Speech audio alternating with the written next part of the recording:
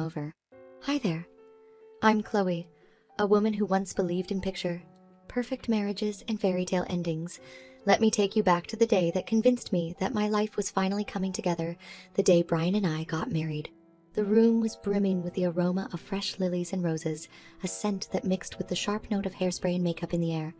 I was sitting in front of the vanity, my mother beside me, helping me with my makeup. My bridesmaids were bustling around, giggling and whispering, their joy infectious. "Chloe, you look absolutely stunning," my mother said, tears brimming in her eyes. "Your father would have been so proud." "Thank you, Mom," I replied, a knot forming in my stomach at the mention of my father, who had passed away 2 years prior. My 8-year-old son, Max, ran into the room, his small tuxedo a size too large, his eyes beaming with excitement and curiosity. "Mom, you look like a princess," I chuckled. "Thank you, Max. And you look like a very handsome young man." Max was my life before Brian came into the picture. I had him when I was just a teen, and his biological father left us when Max was a baby. It had been Max and me against the world until I met Brian. The wedding ceremony was as dreamlike as I had hoped it would be. Standing at the altar, I looked into Brian's eyes and felt an unspoken promise of shared tomorrows and endless love.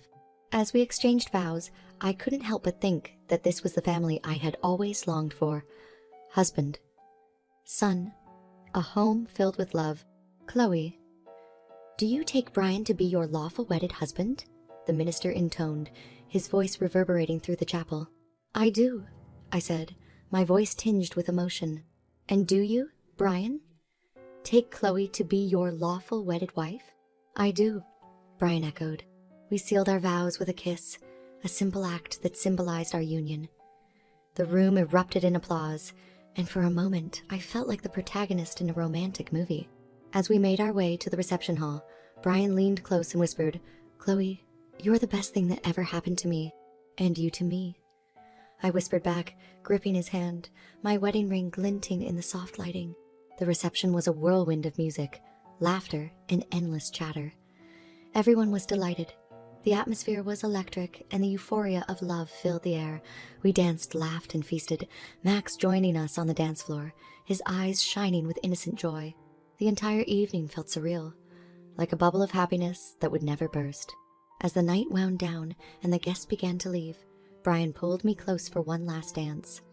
"I can't believe we're married," he said softly, his eyes searching mine. "This is just the beginning, Chloe. Just the beginning." I looked up at him, my heart aflutter with anticipation and excitement. "I know, Brian. I can't wait to spend the rest of my life with you." We wrapped our arms around each other, and I let myself get lost in the moment, feeling like the luckiest woman in the world. So there it was. The perfect beginning to what I believed would be a perfect life. But I learned that life has its ways of teaching us lessons we didn't think we needed to learn, often in the cruelest ways possible. Little did I know, the dream was about to end, and I would soon wake up to a nightmare that would force me to question everything and everyone I had ever trusted. And that's where our story really begins. It's strange how time plays tricks on us. The days following our wedding were like a honeymoon phase, not just for Brian and me, but for Max as well. Dinners were family affairs, movie nights were sacred, and it felt like the puzzle pieces of my life had finally fit together perfectly. But around the 6-month mark, I noticed something unsettling, a shift so slight yet significant that it could not be ignored. In those initial months, Brian would call me multiple times during the day to check in. "Hey, Chloe, how's your day going?" he would say, and I'd feel that warm rush of joy that comes from being wanted and loved. "Day's going great, Brian. How's yours?" I'd reply, the smile evident in my voice. But as days turned into weeks, and weeks into months, those calls became less frequent. At first, I brushed it off as the natural settling of marriage. "He's busy," I told myself. "Work pressure must be high." The tipping point came one Thursday evening. Max was in his room, engrossed in his video games, and I was setting the dinner table, awaiting Brian's arrival. It was 8:00 p.m., then 9:00, and then 10:00. No sign of Brian. Around 10:30 p.m., I heard the front door unlock and the hushed rustle of Brian's coat on the hanger. "Hey, you're late." "Everything okay?" I asked, trying to keep my voice neutral. "Yeah, just a busy day at the office." he muttered, avoiding eye contact as he made his way to the dinner table. Over dinner, the tension was palpable.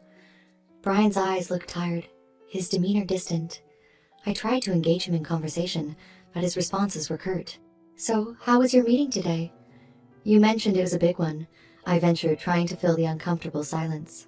"It was fine, Chloe. Just like any other meeting," he answered, pushing his food around his plate. The weight of his absence filled the room, and for the first time, the spacious dining area felt small, as if the walls were closing in on me. Later that night, as I lay in bed, my eyes fixed on the ceiling, I realized we needed to address the elephant in the room. "Brian, we need to talk," I finally mustered the courage to say, my voice tinged with vulnerability. "Can't this wait?" "I'm really tired, Chloe," he replied, not even turning to look at me. "No, it can't wait," I insisted. "Something's off and we need to address it. Look, it's just work stress, okay? Can we talk about this later?" He snapped, pulling the blanket over himself. As I stared at his back, a million questions raced through my mind. Is he having an affair? Is he tired of us? Of me? The uncertainty was crushing, but I couldn't force him to open up. "Fine," I relented, turning off the bedside lamp. "We'll talk later." The room plunged into darkness, but the knot of worry inside me remained, glowing like a tiny, persistent ember. I lay there in the quiet, next to a man who suddenly felt like a stranger. My heart ached at the realization that something fundamental had shifted in our relationship. Moments like these are pivotal in a marriage, I thought, feeling the distance widen between us on our shared bed. But I was too naive, too hesitant to push. A decision I would soon come to regret. That night marked the unraveling, a gradual pulling apart of the threads that once tightly wove our lives together. It was like a dark cloud had settled over us, an ominous precursor to the storm that was yet to come. If only I'd known what lay ahead. Isn't it funny how we often realize the importance of a moment when it's just a memory? I thought, as I finally drifted into a restless sleep, completely unaware of how much more unraveled our life was about to become. Some people say that the true test of a relationship isn't how you handle the good times, but how you weather the bad ones. I used to think of bad times as arguments over where to spend the holidays, or perhaps financial stress. But what happened next was a cataclysm, something that challenged the very core of my beliefs and love. About a year after our marriage, Brian continued to grow more distant. There were nights he wouldn't come home at all, offering excuses like business trips or late night work sessions. Despite the evasiveness, a part of me wanted to believe him. Perhaps I was just trying to protect Max and myself from the cruel reality knocking at our door. One day, Max came home from school with a limp. His face was twisted in pain, but he tried to mask it with a brave smile. "What happened to you?" I asked, alarmed. "I tripped on the playground." "Mom," he replied, trying to sound nonchalant. Concerned, I took him to the doctor, where an X-ray revealed that his leg was broken. I was bewildered. How could a simple trip result in such an injury? Max looked at me, his eyes clouded with a mixture of fear and something else. Guilt. Once we were back home, Brian took me aside. "Chloe, I think Max is trying to make me look bad," he said cautiously. "He told the doctor that I broke his leg." I felt like the room was spinning. What? Why would he say that? "He wants to tear us apart," Brian insisted, his eyes full of a desperate intensity. "He doesn't like the fact that you're happy with someone else." I looked at Brian, then at Max, who was sitting on the couch, his leg propped up. My mind was a maelstrom of emotions. Could my son lie about something so serious? My motherly instincts clashed horribly with my role as a wife. I was at a crossroads, and the weight of the decision paralyzed me. "Are you seriously believing him over your own son?" Max interjected, having overheard our conversation. His voice was tinged with disbelief and hurt. I looked into Max's eyes, searching for a sign, a glimmer of the truth. "Max, are you sure it was Brian?" "These are very serious accusations." Max looked down, his voice barely a whisper. "Yes, Mom, I'm sure. For reasons that still haunt me, I chose to believe Brian." "Max, I think you're confused," I said, my voice quivering with doubt and a sadness I couldn't fully understand. Days passed, but the tension in our home remained, a silent, invisible force that weighed heavily on us all. Brian suggested a weekend getaway to the woods, a chance to reset and bond as a family. Despite Max's protests, I agreed. I thought the escape would mend the broken trust and dissipating love. But the woods held something else for us, something dark and life-altering. The sun was setting, its final rays filtering through the canopy of trees as we set up a makeshift campsite. Brian made a fire, and soon enough we were all sitting around it. To break the ice, he suggested we have some tea. As we sipped from our cups, I noticed Max's and my eyes grow heavy. "Mom, I feel strange," Max mumbled before collapsing onto the ground. I wanted to scream, to shout for help, but darkness overtook me, pulling me into its inky depths. Waking up that morning was like coming out of a nightmare, only to realize that the nightmare was real, and it had just begun. As my eyes flickered open, adjusting to the daylight filtering through the trees, my first instinct was to look for Brian. But he was nowhere to be found. My gaze shifted to Max, who was lying next to me, still unconscious. My heart sank as I noticed his crutches were also missing. My mind raced as I shook Max awake. Max, wake up. We need to get out of here." He groaned as he sat up, blinking away sleep and confusion. "Mom, what happened? Where's Brian?" "I don't know, but we can't stay here. We need to move," I said, trying to keep the rising panic out of my voice. I looked around and found the glass cups we'd used for the tea. It hit me like a ton of bricks. Brian had drugged us. My hands trembled as I picked up the glass. "We're taking this with us. It might be evidence." As we got ready to leave, I couldn't help but notice that Max was struggling. His leg, still healing, was clearly giving him immense pain. He didn't say it, but I saw it in his eyes. The unspoken "I told you so." We began walking, Max leaning heavily on me for support. "Mom, how could he do this to us?"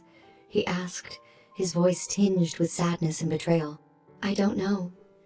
"Max, I don't know," I whispered, my own voice choked with tears.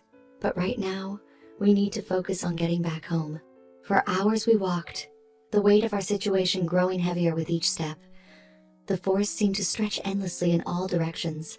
Just when despair was about to set in, we heard voices. Following the sound, we soon stumbled upon a group of vacationers. Their eyes widened as they took in our disheveled appearance.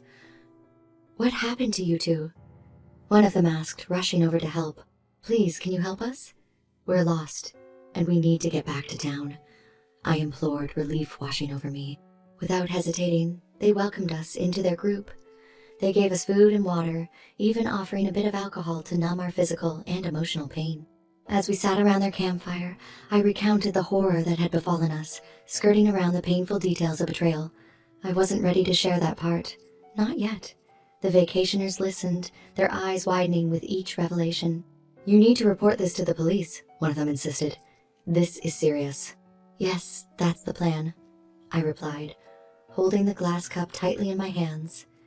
It felt like my last connection to a life that was spiraling out of control.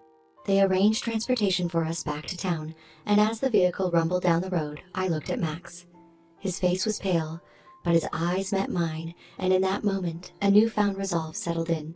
Brian had taken so much from us, but he couldn't take away our will to fight. As we neared home, my mind shifted to the tasks that lay ahead: finding Brian, going to the police, securing Max's safety. But for now, I took comfort in knowing that we had survived. Against all odds. So this is what it feels like to be on the edge, I thought, to teeter between despair and hope, fear and courage. We were alive, and that was both a miracle and a call to action. I held Max's hand tighter, as if I could transfer my newfound resolve into him. A trip to remember, indeed. It was the trip that broke us, but it would also be the trip that rebuilt us in ways I could never have imagined. Our vehicle pulled into the driveway, and as I looked at our house, a symbol of what once felt like security and love, I realized that we were entering a new chapter, one where the lines between villains and heroes were terrifyingly blurred, and it was up to me to make things right, no matter what it took. Returning home should have felt like a sanctuary, a safe place where we could gather our thoughts and breathe. But as I unlocked the door, I felt like I was intruding into a stranger's life. Everything looked the same, yet so irrevocably different. Half of Brian's belongings were missing, a glaring reminder of his calculated betrayal. I couldn't shake the feeling that we were far from safe. "I'll look around for Brian while you stay here." "Max," I said, attempting to mask my nervousness. "Mom, are you sure? You don't have to do this alone." Max replied, his eyes filled with concern. "I have to. I'll also go to the police and get you new crutches. Just lock the door behind me and don't open it for anyone but me, okay?" Max nodded, a look of resignation crossing his features. "Okay, Mom. Please be careful." Stepping back into the outside world, I felt vulnerable yet resolute. The glass cup was wrapped in a cloth and stashed in my bag. It was the only tangible evidence I had, and I clung to it like a lifeline. The local police station was only a few blocks away, but the walk felt interminable. My thoughts were a chaotic whirlpool, each one spiraling into the next. Would they believe me? Could they find Brian? What if he came back? Upon entering the station, I was greeted by an officer at the front desk. "How can I assist you, ma'am?" Taking a deep breath, I mustered all the strength I had left. "I need to report a crime. My husband drugged my son and me, left us stranded in the woods, and disappeared." The gravity of my words hung in the air, and the officer immediately directed me to a private room for questioning.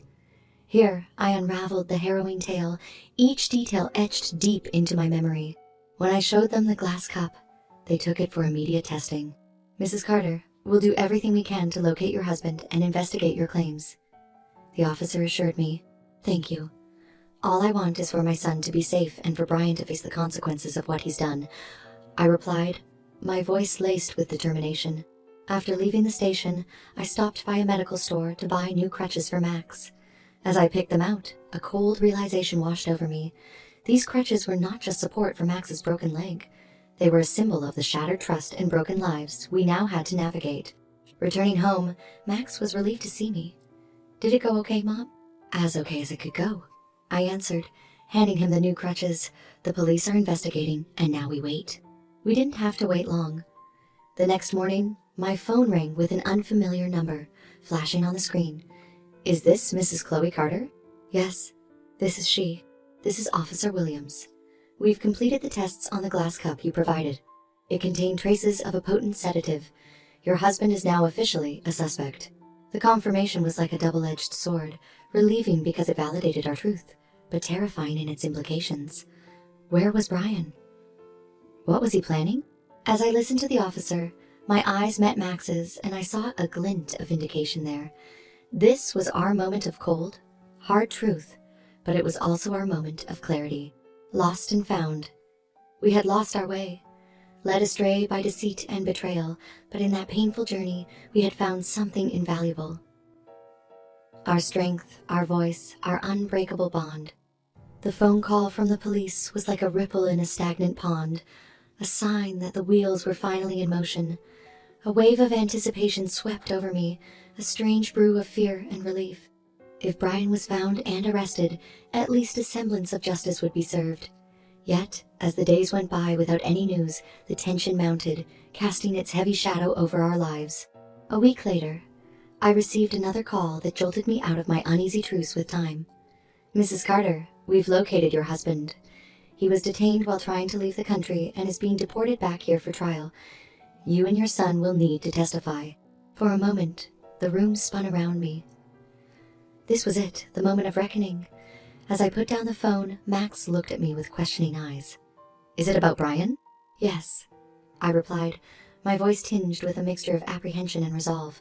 "He's been caught. There's going to be a trial." Max nodded, the gravity of the news registering on his young face. "What happens now, Mom?" "Now, we face him, and we make sure he can't hurt anyone ever again."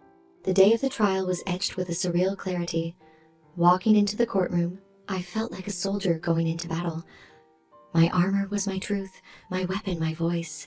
I looked across the room and saw Brian for the first time since that fateful trip. He was a ghost of the man I thought I knew, his eyes avoiding mine, but when he saw Max hobbling in on his crutches, his face turned pale. As the proceedings unfolded, the atmosphere in the room grew increasingly tense. The prosecution laid out the case methodically, detailing the sequence of events, the drugging, the abandonment, and Brian's subsequent attempt to flee the country. Then it was my turn to take the stand. As I recounted the harrowing events, My voice didn't waver, and my gaze remained fixed on Brian. I wanted him to know that I was no longer the person he could manipulate and discard. "How did you feel when you woke up in the woods?" the prosecutor asked. "Betrayed, scared, but mostly furious." I replied, "Furious that someone could be so selfish and heartless, willing to endanger the lives of people who loved him." Brian's defense attorney attempted to shake my credibility, implying that Max's injury might have been accidental and questioning why I had trusted Brian enough to marry him in the first place. "Love blinds us," I retorted, "but the scales have fallen from my eyes. This isn't about why I trusted him. It's about how he betrayed that trust in the most cruel and dangerous way possible." Finally, Max took the stand. Despite his young age, he spoke with a maturity that belied his years, corroborating every aspect of my testimony. When asked how he felt about Brian, Max simply said, "I never really liked him, but I never thought he'd go this far to hurt us." The trial seemed to last an eternity, but eventually, the jury returned with their verdict.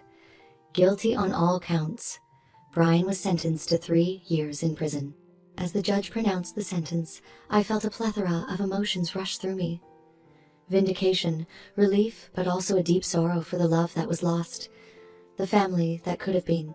As we left the courtroom, Max looked up at me. "Is it over, Mom?" I squeezed his hand.